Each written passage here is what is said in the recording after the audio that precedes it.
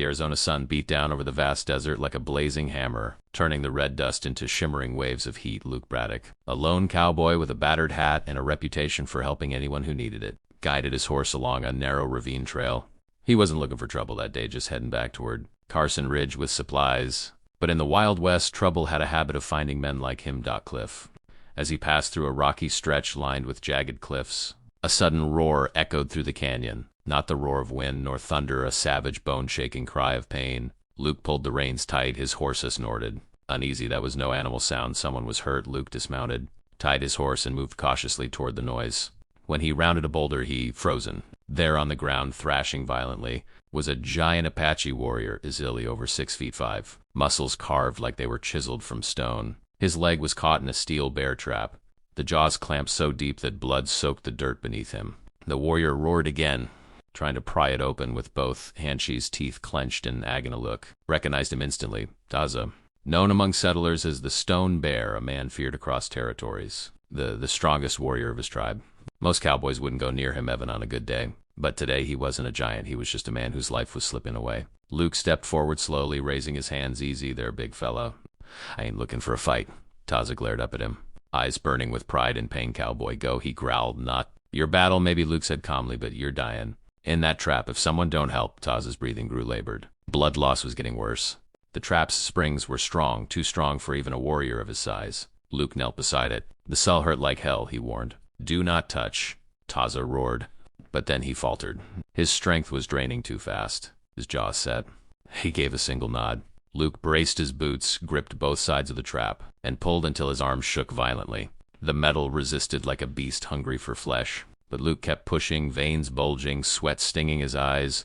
Come on, open, he growled, and with a final surge, the steel jaws snapped apart. Taza yanked his leg free, gasping as fresh blood poured out. Luke tore off his own bandana and wrapped it tightly around the wound. You'll live, he said, but not if you keep bleeding like that. Taza stared at him for a long moment.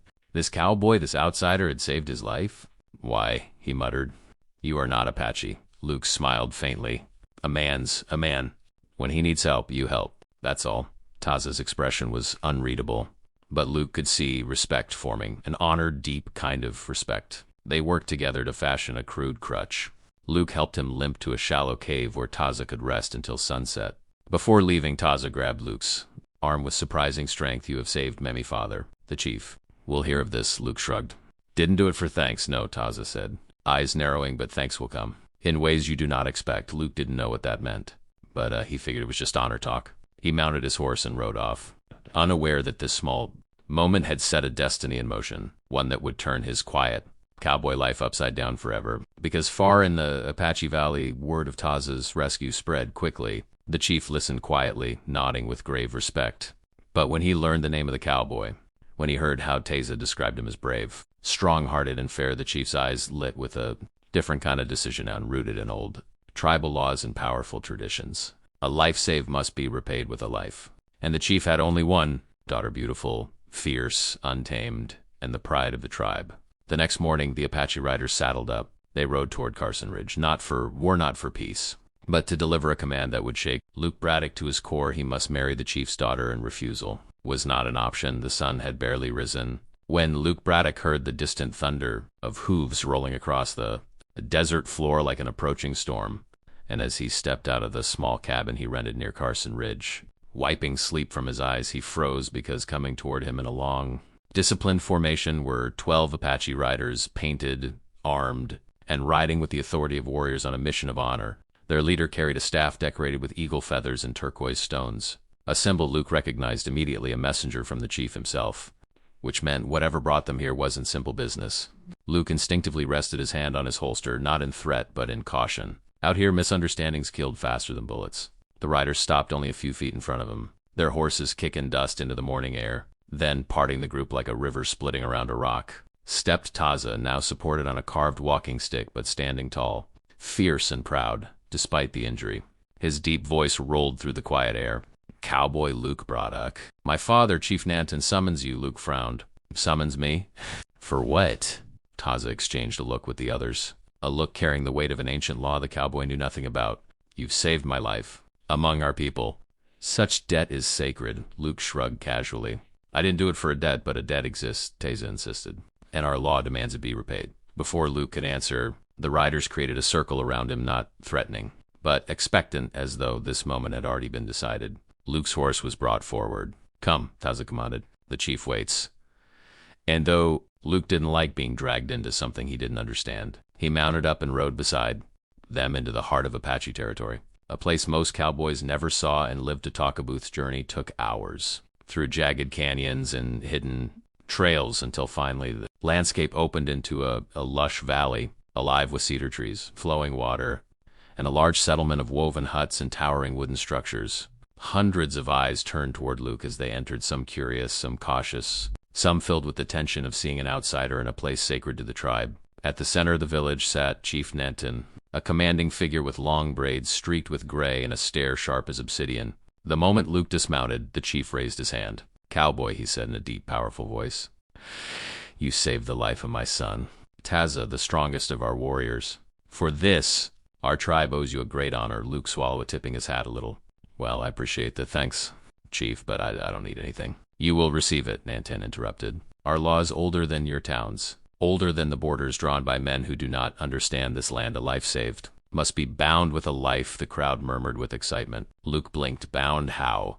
The chief extended his arm toward the largest lodge at the end of the clearing. The flap opened, and walking out came his daughter, Ayana, a striking woman with fierce amber eyes, long black hair braided with shells and feathers, and a posture full of pride and defiance.